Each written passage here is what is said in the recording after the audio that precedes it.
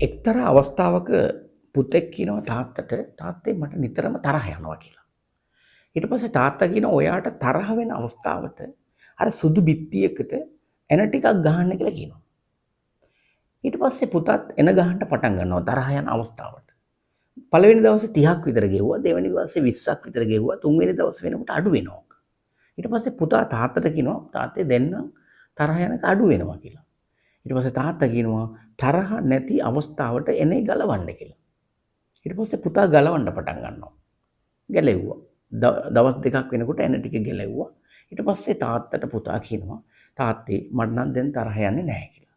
ඊට පස්සේ තාත්තා කියනවා අර සුදු බිත්තිය දිහා පෙන්නලා කිව්වා පුතේ ඔයාට තරහ යනකොට එන ගැහුවා තරහ නැති වෙලාවේ එන ගැලෙව්වා.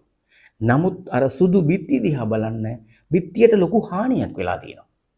ඒ වගේම තමයි ඔබේ මනසටත් ඔබට තරහ යනකොට ඔබේ මනසටත් ලොකු හානියක් වෙනවා කියලා කිව්වා. ඒ නිසා තරහ නැතුව අපි ජීවත් වෙන්න උත්සාහ කරමු.